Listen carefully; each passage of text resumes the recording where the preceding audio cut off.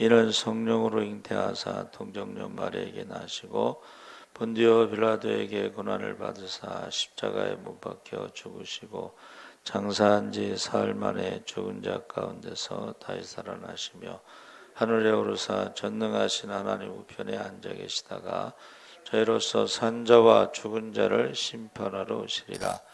성령을 믿사오며 거룩한 공회와 성도가 서로 교통하는 것과 죄를 사하여 주시는 것과 몸이 다히 사는 것과 영원히 사는 것을 믿사옵나이다. 아멘. 박영주 권사님 대표기도 하시겠습니다.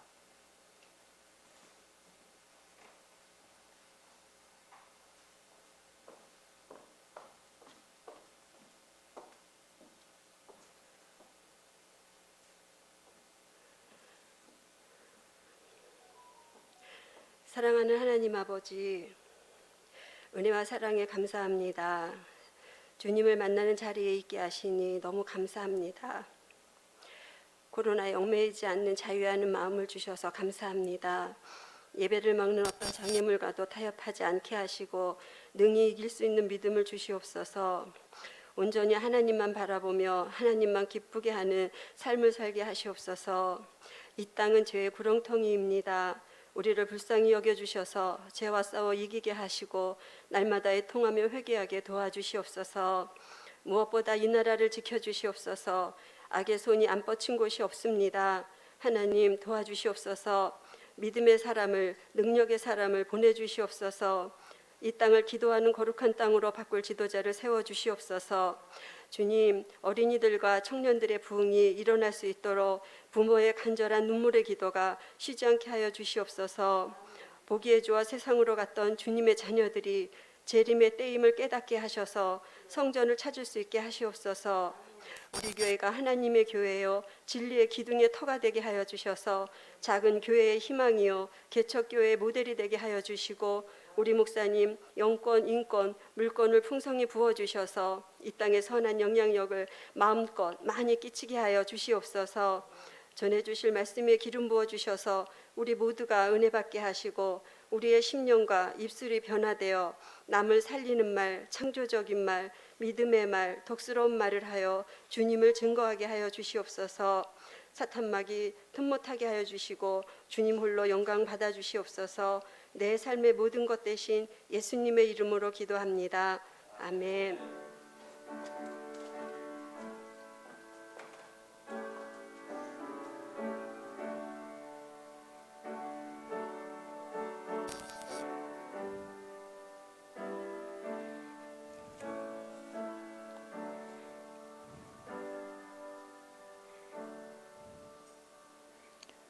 하나님 말씀은 에베소서 2장 11절에서 22절 말씀을 보겠습니다. 신약 성경 311쪽에 있습니다.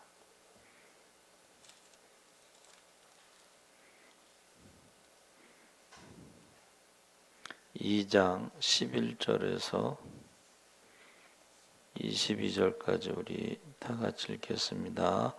그러므로 생각하라. 너희는 그때 육체로는 이방인이요 손으로 육체에 행한 할례를 받은 무리라 칭하는 자들로부터 할례를 받지 않은 무리라 칭함을 받는 자들이라. 그때에 너희는 그리스도 밖에 있었고 이스라엘 나라 밖의 사람이라. 약속의 언약들에 대하여는 외인이요 세상에서 소망이 없고 하나님도 없는 자이더니 이제는 전에 멀리 있던 너희가 그리스도 예수 안에서 그리스도의 피로 가까워졌느니라. 그는 우리의 화평이신지라 둘로 하나를 만드사 원수된 것 곧 중간에 막힌 담을 자기 육체로 하시고 법조문으로 된 계명의 율법을 폐하셨으니 이는 이 둘로 자기 안에서 한 세 사람을 지어 화평하게 하시고 또 십자가로 이 둘을 한 몸으로 하나님과 화목하게 하려 하심이라.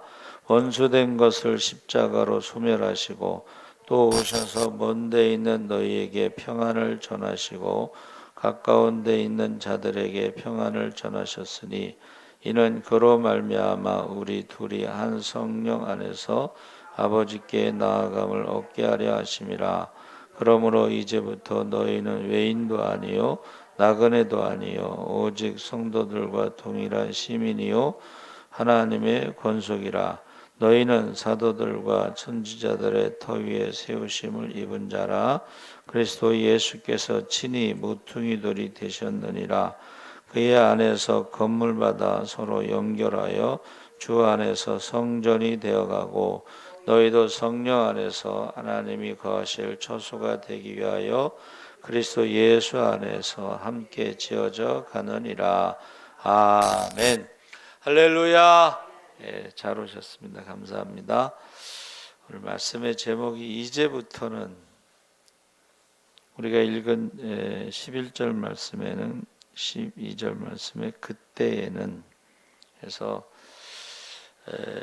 성경 말씀을 읽을 때에 칼빈은 에베소서 주석에서 성경을 읽는데 많은 시간을 소비하는 사람들이 있다. 10년이 지나도 종이장만 뒤적일 뿐 한 번도 읽지 않는 사람과 별 차이가 없는 사람들도 있다. 그 이유는 아무런 목표도 없이 막연하게 읽기 때문이다. 성경을 읽는 수고가 있을지라도 그들이 만나야 할 예수 그리스도를 알지 못한다. 그래서 우리가 성경을 읽을 때에 목적을 가지고, 하나님에 대해서 가장 많이 기록된 책이 성경이죠. 그리고 하나님을 만난 사람들에 대해서 가장 많이 기록된 것도 성경입니다. 하나님이 행하신 일을 가장 많이 기록한 것도 성경입니다. 그래서 우리가 성경을 읽으면서 하나님에 대해서, 하나님이 행하신 일에 대해서, 또 하나님을 만난 사람들에 대해서 알고, 특별히 예수님께서 이 성경이 나에 대해서 기록하였느니라. 할렐루야. 예. 그러니까 우리가 구약에서 만난 예수님, 뭐 이런 제목으로 책을 쓰신 분들이 있어요. 그러니까 구약도 다 예수님에 대해서 기록했기 때문에 구약 성경을 읽으면서도 예수님에 대해서 알 수가 있다. 특별히 우리가 이제 성막 있잖아요. 성막이 뭐 제사 지내는 건데 성막이 다 예수 그리스도를 통해서 설명하고 있죠. 성막의 문은 몇 개죠? 하나죠. 양의 문이 하나듯이. 들어가면 뭐가 있어요? 번제단이 있습니다. 거기서 죽어야 돼. 자기가 불에 태워져야 돼. 번제단에서. 그렇죠? 그리고 이제 그 동물을 죽이고 번제단에 이렇게 제물을 사를 때에 더러워진 거를 씻어야 돼. 씻어야 돼. 그 씻은 다음에 물두멍에서 씻은 다음에 이제 성소에 들어갈 수 있죠. 이런 식으로 뭐 세상에 빛으로 오신 주님, 또 나는 생명의 떡이다. 이게 다 성막에 나온 것을 예수님의 모습으로 다 설명이 가능하죠. 그래서 우리가 성경을 읽을 때에 나에 대해서 증거하였느니라, 주님을 만나는 것이 중요하다 그랬습니다. 그래서 오늘 우리가 읽은 말씀에 2장 11절에서 12절에 그때에는, 13절에서 18절에는 이제는, 19절에서 22절에는 이제부터는 하고 3단계로 지금 이루어졌습니다. 그래서 그때, 우리가 역사책에도 영어로 BC와 AD가 있는데, BC는 Before Christ, 예수님이 오시기 전, AD는 아노 도미니라고 그래서, 도미니는 이제 주님이란 뜻이죠. 아노는 이제 후라는 뜻인데 영어로 안 하고 라틴어로 했는지 모르겠어요. Before Christ는 영어인데 왜 AD는 라틴어로 했을까? 역사가들이 역사의 시간적 기준을 예수 오시기 전과 예수 오신 후로 딱 나눴다는 거죠. 역사가들이. 그러니까 우리 인생에도 전환점이라는 게 있어요. 그래서 어떤 사건이 있기 전과 후가 달라지죠. 이제 안 믿는 사람들도 결혼하기 전과 후는 달라지죠. 그렇죠? 결혼하기 전과 후는 달라지죠. 결혼하기 전에는 부모 아래에 있었지만 결혼한 다음부터는 부모를 떠나 둘이 한 몸을 이루어야 되는 거죠. 그래서 우리가 예수님이 오시기 전, 후 이렇게 역사를 나눈 것처럼 그때라고 그 말은 본문에서 우리가 예수를 알지 못하던 때를 그때라고 말하고 있습니다. 그래서 우리가 이것을 기승전결해서 그 다음에 그때의 형편, 예수 만나기 전에 우리는 어떤 모습이었나? 우리는 이방인이었고 아무런 약속과 미래가 없는 무할례 당이었고 그리스도도 없고 하나님도 없고 진리도 없는 사람이었다. 다른 말로 하면 예수 없는 그때는 무엇을 해도 시원치가 않고 질탕하게 놀아보아도 끝은 허망하고 돈을 많이 벌어도 돈 때문에 고민하고 타락하고 사랑을 해보아도 사랑의 종말은 더러운 인간의 욕심으로 깨림직한 앙금이 남고 그래서 유행가 가사처럼 술 마시고 노래하고 춤을 추어봐도 가슴에는 하나 가득 슬픔뿐이다. 그러니까 한마디로 말하면 예수 믿기 전에 예수님 만나기 전에 인생이 이것도 해보고 저것도 해보고 다 해봐도 허무하고 외롭고 바람을 잡으려는 것 같고 공허하고 무의미하다.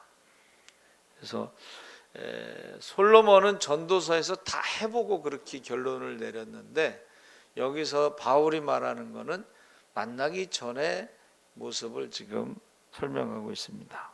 그러면서 구원에 대해서 헤매고 어떤 사람은 철학을 찾고 어떤 사람은 점장이를 찾고 어떤 사람은 부적을 가지고 다니고 인생의 갈증을 풀어줄 시원한 샘물을 찾지만 그것을 찾지 못했다.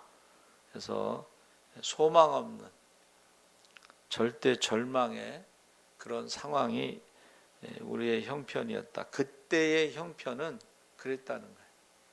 그러니까 그 세상적으로 성공하고 많이 가진 사람들이요 나중에 그 허무함을 느낀다고 그래요. 정상에 섰을 때의 그 허무함. 제가 몇 번 말씀드렸죠. 예? 내가 이것 때문에 막 15시간씩 연습을 했나 뭐 이런 거 있잖아요. 내가 이것 때문에 내 인생을 다 투자했나 뭐 이런 식으로. 그래서 저 여러분이 예수 만나기 전 그때의 형편에 대해서 우리가 잘 알고 있죠. 그렇죠. 예수 믿기 전에. 근데 이제 모태신앙은 좀 다른 것 같아요. 모태신앙은 어려서부터 예배드리고 어려서부터 성경 말씀 듣고 그렇게 살았잖아요. 그렇죠. 그러니까 모태신앙은 좀 다른 것 같습니다. 그 다음에 기승전, 이제는 한 줄기 빛이 비쳤는데 시원한 샘물을 만났는데 절대 허무와 절대 절망의 삶에서 희망의 소식이 들려왔습니다. 그것이 우리 주 예수 그리스도의 복음, 예수 그리스도의 피로 말미암아 하나님과 나 사이에 가로막혔던 죄의 벽이 허물어지고 예수의 피로 하나님과 가까워지고 예수의 피로 그 은혜를 우리가 이제 경험하게 되는 거예요. 그러니까 우리가 하나님을 만나기 전에 나는 누구이냐 이 정체성에 대해서 방황하는 거거든 사실은. 왜냐하면 이 정체성이 분명해야지 무엇을 해야 될 것도 분명해집니다. 근데 정체성이 분명하지 않으면 무엇을 해야 될지도 모르는 거예요. 그래서 우리가 그 동화책에 안델센 동화책인가 미운 오리 새끼 있잖아요. 왕따를 당하잖아. 어렸을 때 오리하고 백조하고는 다르잖아요. 근데 혼자만 달라. 그래서 난 누구지? 맨날 왕따 당하고 미움받고 그러다가 나중에 이제 백조를 만나죠. 그리고 자기가 백조라는 건 알죠. 백조하고 오리하고는 조금 차원이 다르죠. 비슷한 이야기가 있습니다. 중국의 그 호랑이하고 개를 이렇게 키우면요, 개가 훨씬 더 빨리 큰대요. 호랑이가 도망다녀. 근데 나중에 호랑이가 덩치가 컸는데도 개한테 도망다녀. 자기가 누군지 모르기 때문에 그런 거야. 정체성이. 근데 나중에 이제 호랑이를 만나서, 스승을 만나서 자기가 호랑이라는 것을 알고 개한테 도망다닐 게 아니고 개는 아침 식사용으로 먹을 수 있다는 걸 깨닫고 잡아먹죠. 이게 뭐냐면 호랑이는 환경을 말하는, 아니 개는 환경을 말하는 거예요. 호랑이는 사람을 말하는 거예요. 그러면 사람이 태어나면 환경의 지배를 받습니다. 그렇죠? 그런데 나중에는 그 환경을 극복할 수 있는 그 사람으로서의 정체성을 찾게 되는 거예요. 그러니까 스승을 만나야 된다는 거예요. 그래서 그 베토벤의 운명이라는 그 노래를 제가 참 좋아하는데 거기서 계속 도망 다니잖아요. 왜 그래요? 가난한 학생이니까 하숙비 밀려가지고 주인이 하숙비 밀린 거 받으러 올 때 그 개달 밟는 소리 있잖아요. 왕, 왕, 왕. 이게 운명처럼 들린 거예요. 주인이 올라와가지고 이제 묵화하는 게 운명처럼 들려요. 그게 테마죠, 운명에. 근데 나중에 1장 막 도망 다니고 2장도 이제 쉬고 3장에는 찬송으로 바뀌어요. 그 운명의 수레바퀴를 미는 거예요. 그리고 4장에 가서는 이제 하나님께 영광을 돌립니다. 여러분, 저와 여러분이요, 그때에는 우리가 그랬다. 그러나 이제는 예수를 만나고 나서는 우리가 하나님의 형상, 하나님의 자녀, 세상을 이길 수 있는 믿음의 사람이라는 것을 알게 된다는 것입니다. 할렐루야. 예? 그래서 기승전, 이제는 우리가 누구인가를 알게 됐다고. 그래서 절대 허무, 절대 절망을 극복하고 영원한 새 생명을 누릴 수 있는 길을 예수님이 열어주셨죠. 그래서 그때와는 달리, 그리스도가 없던, 예수가 없던 그때와는 달리 그리스도를 해서 만나기 전과 만난 후, 전후가 딱 나눠지잖아요. 사도 바울도 사울로 다메섹에 예수 믿는 사람을 잡으러 갈 때와 다메섹에 가까웠을 때에 태양보다 더 밝은 빛을 경험하고 주님의 음성을 듣고 주여 니시오니까 나는 내가 핍박하는 예수라 충격받았겠죠. 그리고 나서 어떻게 해요? 핍박자요, 살인자요, 죄인 중에 괴수였던 사울이 변해서 전도자가 되죠. 이방인을 위한 그릇이 되죠. 그러니까 우리가 만나기 전과 후가 분명히 달라진다는 것을 성경에서 우리에게 가르쳐주고 있다는 것입니다. 지금 바울이 그것을 얘기하는 거죠. 예수를 만나기 전에는 하나님의 형상을 잃어버리고 죄와 사망의 저주 아래서 욕심대로 살다가 고통당하는 게 인생의 모습이었는데 예수님을 만나고 나서부터는 새로운 피조물로 하나님의 자녀로 하나님의 형상으로 하나님과 교제하며 하나님께 기도하며 새로운 피조물이 됐다 이렇게 선언하는 것입니다. 그래서 기승전결 그러므로 이제부터는 19절에서 22절에 우리가 예수 그리스도의 십자가 보혈로 값없이 의로운 한 새 사람을 이룬 것으로 모든 것이 끝나는 것이 아니라 이제부터는 해야 할 일이 있고 다르다. 전에 했던 일과 지금부터 해야 되는 일이 다르다. 그때에는 우리가 육체의 일, 땅의 것을 생각했는데 음행과 더러운 것과 호색과 우상 숭배와 당짓는 일과 술수와 원수 맺는 것과 분쟁, 시기, 분냄, 불리함, 이단, 투기, 방탕함 같은 것들이 육체의 일은 현저하니 그때는 그랬다는 거예요. 그러나 이제부터는 사랑과 희락과 화평과 오래 참음과 자비와 양선과 충성과 온유와 절제와 같은 성령의 열매를 맺어야 된다 하는 것을 지금 결론으로 가르쳐 주고 있어요. 자, 육체를 따라 살아가던 그때와 성령을 따라 살아가는 이제부터는 전혀 다르다는 거예요. 전혀 다르다. 그때의 사람들이 아니라 우리는 예수 믿는다는 것은 이때의 사람들. 그럼에도 불구하고 우리에게 그때 행하던 못된 습관들이 여전히 남아 있습니다. 이게 이제 괴로운 거예요. 사도 바울이 뭐라 그랬어요? 마음으로는 내가 하나님의 법을 섬기려고 했는데 육체는 죄의 법을 섬기고 있는 것을 발견하면서 오라! 나는 공고한 자로다. 나는 괴로운 사람이다. 마음으로는 하나님 법을, 육신으로는 죄의 법을. 그래서 고민하는 거예요. 이게 예수 믿는 사람들의 고민이에요. 안 믿는 사람들은 고민하지 않죠. 하나님의 법은 모르니까 그냥 육체의 법대로 살면 돼. 인생 뭐 있어? 노세 젊은 노세. 그게 그대로 살면 돼요. 고민이 없어. 그러나 예수 믿는 사람은 고민이 되는 거예요. 이게 교회 와서 예배 드릴 때는 예수 믿는 사람 같고 세상에 가서 살아갈 때는 또 안 믿는 사람 같고 이 괴로운 거예요. 그래서 얼마나 괴로웠겠어요.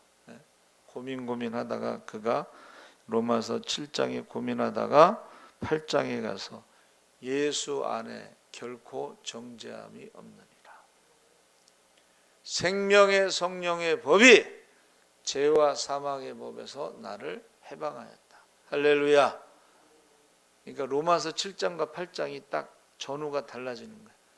그래서 로마서 성경 66권 중에 로마서를 면류관처럼 그 중에 로마서 8장은 그 면류관 가운데 박힌 보석이다. 그렇게 표현하는 사람이 있어요. 그래서 로마서 8장을 외우시는 분들이 많더라고요. 어느 권사님은 연세도 많으신데 성경을 한 809절 외우셔. 전에 우리 전도축제 간증 갔는데 탤런트 어느 분이요. 간증을 하러 왔는데 성경 암송 간증을 해. 자기가 이제 그 탤런트 그 스케줄이 바쁜 가운데서 틈틈이 성경 암송을 자기는 했대. 근데 굉장히 은혜스러워요. 그 드라마나 이런 데 대사 외우듯이 성경 암송을 그렇게 잘하시더라고요. 여러분, 저와 여러분이요. 전과 후가 분명히 달라요. 그리고 만남이라는 사건이 분명히 있어야 돼. 그래서 이 고민과 괴로움을 로마서 8장에서 사도 바울이 이제 설명하고 있죠. 해결됐죠. 마태복음 7장 20절에도 열매로 나무를 안다고 그랬어요. 귀신 들린 아이의 아버지가 주여 나의 믿음 없음을 도와주소서 절규하죠. 그러니까 우리도 믿음 없음을 도와달라고 그래야 돼. 믿음 없음을 도와주세요. 제가 우리 이제 전도 축제 끝나고 이제 교회를 좀 큰 데로 옮겨볼까 하고 여기저기 알아보는데 이제 처음에는 이렇게 생각했어요. 이 주변에요 이렇게 예배 공간이 큰 넓은 건물이 없어요. 그래서 제가 하나님 건물이 없어요. 그랬더니 건물이 없냐? 돈이 없지. 또 기도하는데 하나님이 야 돈이 없냐? 믿음이 없지. 그러니까 옛날만큼 저희가 믿음이 없는 거예요. 제가 옛날만큼 믿음이 없어. 우리 친구도 일산에서 개척하고 한 70명 모였을 때 교회를 건축했어요. 빚이 있죠. 빚이 있었는데 하나님이 어떻게 해결해 주셨냐면 그 선배 목사님도 교회를 개척해서 교회를 건축했어요. 빚이 있어요. 그러니까 거기도 이제 스트레스를 받아. 양쪽 교회가 다 빚 때문에 스트레스를 받는데 그 목사님이 미국의 큰 교회로 이제 담임 목사로 청빙을 받아서 가면서 두 교회를 합쳤어요. 그래가지고 한 교회를 팔아가지고 빚을 갚았어요. 그렇게 하나님의 방법으로 이제 해결이 됐어요. 그래서 저 여러분이 이 우리가 믿음 없음을 도와달라고 부르짖어야 되겠구나. 교만한 나를 쳐서 죽이고 겸손한 사람으로 살아가도록 기도해야 되겠구나. 조급하여 이웃에게 상처 주는 성질을 버리고 오래 참는 사람이 되게 하여 주옵소서. 돈으로 모든 것을 평가하던 삶을 버리고 나눔으로 사는 사람 되게 하여 주옵소서. 제 성질대로 살던 분노의 생활을 버리고 온유한 성품의 사람 되게 하여 주옵소서. 음탕한 생각으로 가득한 생각을 버리고 순결하고 맑은 사람 되게 하여 주옵소서. 그래서 찬송가에 내 제사함 받고서 예수를 안 뒤 나의 모든 것 다 변했네. 지금 나의 가는 길 천국 길이요 주의 피로 내 죄를 씻었네. 나의 모든 것 변하고 그 피로 구속 받았네. 하나님은 나의 구원 되시오니 내게 정죄함 없겠네. 내 죄 사함 받고 예수를 안 뒤에 나의 모든 것 변했다. 여러분, 우리가 하나님을 만나기 전과 후는 달라야 되죠. 엘리야가 절망 가운데 죽기를 원할 때 하나님 만나 주셨죠. 그리고 새로운 사명을 주셨습니다. 열왕기상 19장 15절 18절에 너는 내 길을 돌이켜 광야로 말미암아 다메섹에 가서 이르거든 하사엘에게 기름을 부어 아람 왕이 되게 하고 님시의 아들 여에게 기름을 부어 이스라엘 북왕국 이스라엘 왕이 되게 하고 사밧의 아들 엘사에게 기름을 부어 너를 대신해 선지자가 되게 하라. 하사엘의 칼을 피하는 자를 예후가 죽일 것이고 예후의 칼을 피하는 자를 엘리사가 죽이리라. 그러나 내가 이스라엘 가운데 7,000명을 남기리니 다 무릎을 바알에게 꿇지 아니하고 다 그 입을 바알에게 맞추지 아니한 자니라. 우리가 지금 엘리야가 갈멜산에서 승리하고 그 다음에 도망갔을 때 완전히 바닥에 절망의 바닥에 있을 때에 하나님이 엘리야를 만나시고 새로운 세 가지 사명을 주셨죠. 그러니까 만나기 전에 우리가 절망 가운데 있더라도 만난 후에는 새로운 사명으로 달라졌다는 것입니다. 그래서 신앙생활은 하나님을 만나기 전후가 달라져야 되고 예수님을 영접하기 전후가 달라져야 되고 성령 받기 전후가 달라져야 된다. 그래서 아까 제가 처음에 말씀드렸던 모태신앙도 성령 받기 전후가 달라져야 돼. 은혜 받기 전에 달라져야 돼. 예. 그래서 저와 여러분이 말씀도 받고 성령도 받아야지 되죠. 그래서 권속이라는 말이 제가 찾아봤는데 하나님의 권속. 그전에는 기도할 때 대표 기도할 때에 하나님의 권속들을 지켜달라고 기도를 많이 했어요. 근데 요새는 그런 기도를 잘 안 하더라고. 그 권속이 뭐냐면 가족이란 뜻이에요. 하나님의 가족들. 그래서 이 오이케이오스, 집이라는 말과 가족, 혈연 관계의 가족이란 말이 합쳐졌는데, 그 히브리어로는 이제 샤라, 혈연 관계, 어떤 바사르, 육체적으로 연결된 관계, 가족이죠. 그러니까 지금요, 예수를 믿잖아요. 그럼 우리는 하나님의 자녀가 되고, 우리 하나님의 자녀들은 서로 형제라고 부르고 자매라고 불러. 요새는 그런 말 잘 안 쓰더라고. 그렇죠? 형제, 자매, 하나님의 자녀니까. 예수의 피로 우리가 한 가족이 됐잖아요. 그게 권속이라는 뜻이에요. 근데 헬라어로는 이제 가족이라는 뜻이고, 히브리어로는 혈연 관계라는 뜻이고, 그것이 한문으로는요, 돌아볼 권자의 역글 속인데 돌아보다. 그러니까는 이 권속, 하나님의 권속이 뭐예요? 하나님이 돌보는 사람들. 근데 이 구약에는 하나님의 가족이 누구예요?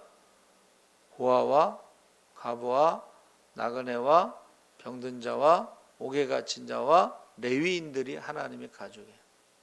그래서 너희가 하나님의 가족을 돌보면 하나님께서는 우리 가족을 돌봐주신다, 그렇게 말씀하셨어요. 그런데 고아를 업신여기고 과부를 업신여기면 내가 너의 아내를 과부로 만들고 너의 자녀를 고아로 만들겠다. 이 말은 뭐예요? 죽이겠다는 말이죠. 근데 이제 신약에서 하나님의 가족 권속은 뭐예요? 영접하는 자, 그 이름을 믿는 자마다 하나님의 자녀가 되고 권세를 주시는데, 그것이 이제 성령을 선물로 받아야지 하나님의 자녀의 권세가 나타나는 거예요. 그래서 우리가 권능을 받아 예루살렘과 유다와 사마리아 땅 끝까지 복음의 증인이 되는데, 귀신을 쫓는 권세와 병을 고치는 능력이 나타난다는 것입니다. 그래서 제가 이제 요즘에 와서 이제 말씀을 이렇게 정리하면서, 말씀도 받아야 되고 성령도 받아야 된다. 말씀만 받으면 이제 율법적인 모세의 종교가 될 가능성이 굉장히 높아요. 외식하는. 성령만 받으면 어떻게 돼요? 또 신비주의. 한국의 모든 이단들은 이 성령 받았다고 하는 사람들이 말씀하고는 전혀 관계없이 이상한 말 하는데, 성령을 받은 건지 귀신을 받은 건지 구분을 못해. 말씀하고 다른 거는 귀신을 받은 거야. 근데 사람들은 다 자기가 성령 받았다고 그러고 다른 예수 말하죠. 다른 성령 말하죠. 다른 복음 말하죠. 이거는 귀신의 영을 받은 거예요. 근데 자기네들은 성령 받았다고 착각하는 거예요. 그러니까 우리가 마지막 때 분별하려면 말씀을 알아야 되고 성령도 충만해야지 귀신도 쫓아내고 병도 고치고 그 영혼을 우리가 구원할 수 있는 어떤 전도자의 삶을 살아갈 수가 있습니다. 그렇죠? 오늘 37도까지 올라와. 우산을 다 쓰고 다녔어. 너무 햇빛이 뜨거워. 이제 우산을 썼는데요, 햇빛이 바지에 이렇게 딱 비치니까 바지가 뜨거워. 그런데 여러분, 이 날씨에 전도띠 메고 가면 이상하게 보는 사람들이 있어요. 그렇죠? 이상하게 보는 사람도 있고, 그러나 그것을 보고 생각하는 사람도 있어요. 저 사람이 왜 저럴까? 지금요, 캐나다가 50도까지 올라가서 645명이 죽었어요. 왜 죽었느냐 했더니 캐나다는 추운 나라니까 에어컨이 없어. 캐나다가 추운 나라예요. 에어컨이 없는데 50도 올라가니까 사람들이 죽었는데 645명이 죽었어요. 미국도 마찬가지예요. 근데 자 보세요. 이 문제는 뭐냐면 이 전기 문제가 나와요. 갑자기 더워지고 에어컨을 많이 틀다가 전기가 정전돼, 블랙아웃이 돼버려. 그러면 이제 사람들이 많이 죽는 거야. 그래서 우리나라에 그 전기 연결하는 무슨 전공을 한 사람이 있는데, 전기 이 송전탑 이렇게 연결하는 걸 뭐 그리드라고 한대요. 근데 이게 보세요.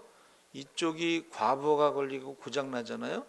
그러면 다른 데로 전기가 흘러가는데 역시 또 과부하가 걸려서 거기도 전기가 끊어지고, 만약에 지금 이게 있었던 얘기입니다. 이게 이런 뉴욕이나 이런 대도시의 전기가 점점 블랙아웃 되면은 전철이 제일 문제예요.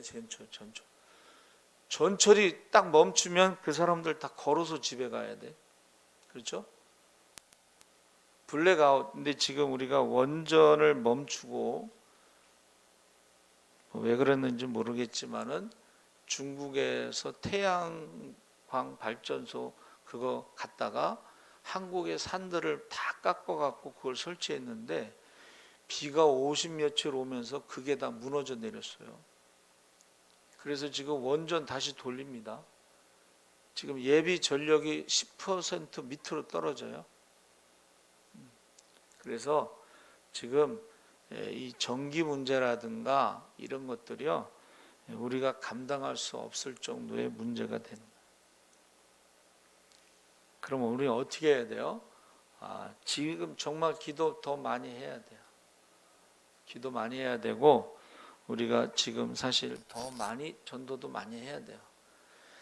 여러분, 무한폐렴 전후는 이제 달라요. 사람들이요, 처음에는 예배를 안 드려도 헌금을 하던 사람들이 헌금을 안 해. 교회도 안 가는데 뭔 헌금하냐? 그렇게 말하는 사람도 있어요. 근데 이제 저희 교회는 그래도 예배는 안 드려도 제가 매일 말씀 문자 보내고 유튜브 설교 보내고, 그래서 계좌이체로 헌금 보내는 사람도 있어요. 우리 저 초원이 엄마 인도에서, 거기서도 계좌이체. 그분 때문에 사실은 왜 예수사랑교회는 계좌를 주보에 안 올리냐? 그분이 그래서 이제 주보에 계좌를 올린 거예요. 그랬더니 거기서 계좌이체로 헌금을 보냈어요. 이제 계좌이체로 보내시는 분들이 이제 있어요. 그래서 주보에 보면 계좌이체 헌금은 따로 거기다 이렇게 해놨죠. 근데 이게요, 이게 그래도 내가 대면 예배를 안 드려도 비대면으로 예배를 드리면서 헌금을 해야 된다는 신앙까지는 많지 않다는 거예요. 많지 않다. 예배도 안 드리는데 왜 헌금해? 이러고 안 하는 사람이 있어요. 그래서 저 여러분이 지금은요, 정말 기도를 많이 해야 돼요. 우한폐렴 이전의 신앙하고 신앙생활하고 이후의 신앙생활은 다르다. 목회도 그렇고. 그래서 저희는 그래도 유튜브가 있어서 계속 보내는데, 안 그런 데는 지금 교회 문 닫는 데 많습니다.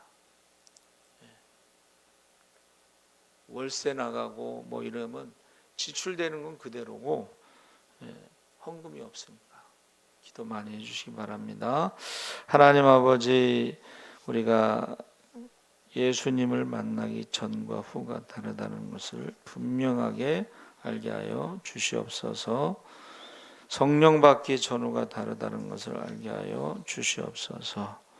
우리가 전에는 이방인이었고 약속도 없었고 세상 사람들과 똑같이 살았지만, 이제는 하나님을 만나면서부터 우리가 누구인가 정체성을 알게 하시고 무엇을 해야 되는가를 알게 하시고 하늘의 소망을 가지고 살아가게 하시고, 이제 약속하신 대로 주님 다시 오시는 약속을 믿고 재림과 휴거에 대해서 늘